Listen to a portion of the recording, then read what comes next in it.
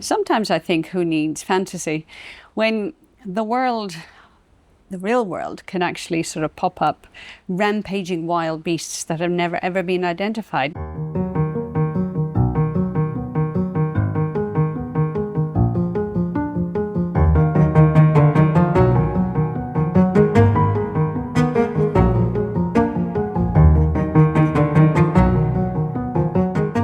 Red Winter by Sullivan is looking at, among other things, the French legend of the Beast of Gévaudan, which was an unidentified wolf thing that marauded and slaughtered cattle, humans, anything that came in its path. And there were many a mission to track the beast down, hunt it down. There are my notes, gone forever and ever, to hunt it down and get rid of the thing, and it did for a while disappear from sight.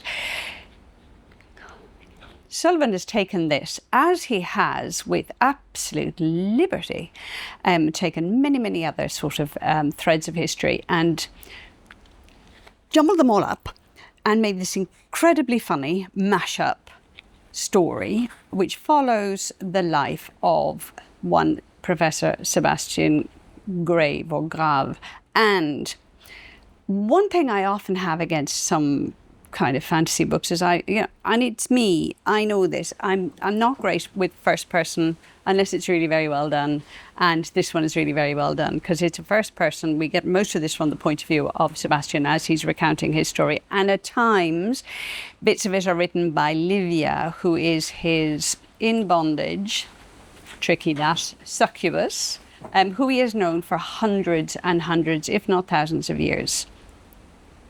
So there's something going on there. At the point that that the story opens, we're in about 1780 something, and a young man comes to Professor Grave, knowing of his reputation, says, "You must come back to Gévaudan because the beast has come back."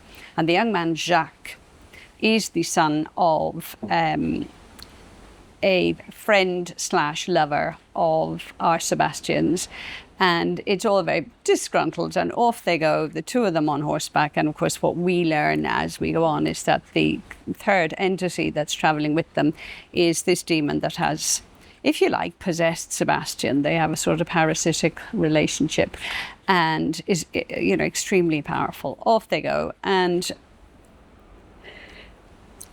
it's tricky because Sebastian hasn't been back to see his previous old flame, Antoine d'Auxerre, because although they'd had a lusty relationship, he's nobility, Antoine, and he has since married and produced this child, Jacques, now in his 20s. And that is life. C'est la vie. Sullivan takes several tropes and several threads from history. He takes kind of the trope of the soul eater, the wandering Jew, the demon angel, that ongoing battle for supremacy. He's got witches, he's got folklore, he's got the gods, and he's got ghosts, and he's got werewolves, and anything else you care to think of, he just throws it in there, and it works. I don't know how he did that, but it works. He's got a very interesting thread on Joan of Arc, an ahistorical perspective on that, which is good for a laugh, because boy oh boy does she take yet another beating. History is not respected. He's very, very wicked. He's very, very funny. Lots of things aren't respected, but hey, go into it expecting to be yeeted, if you like, into an unknown kind of parallel universe. But as is always the thing with fantasy, is you are being asked to look at power dynamics of, what do we think is good? Who do we think is good? There are the sort of the fiction tropes of, yes, is is the archangel of the archangels, you know, sort of mightier than the demons.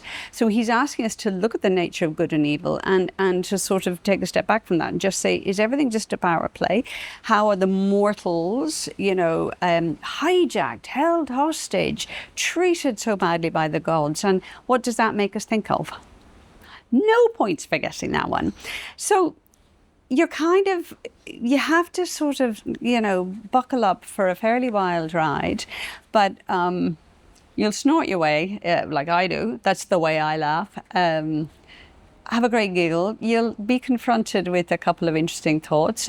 Does he actually solve the Gévaudan problem? That's up to you to find out. But basically, let go of any ideas you have about history being a straight line or being fair or who we liked and who we didn't like. It does feel very French, I must admit. He says Sullivan himself says he did do quite a lot of reading, and he has, I think, having lived there for 20-something years, I think I'm very qualified to say that he does get that tone quite right. The register for the 17th century French feels to me very well executed, and I think that's an amazing plus point. Great read. Have some fun. Go in there and come out modified at the other end and laughing. And boy, oh boy, those footnotes. I'm a lover of footnotes. His footnotes are absolutely to die for. Great book. See you in the next one. Right, we'll see you in the next one. Like and subscribe, that I have to say.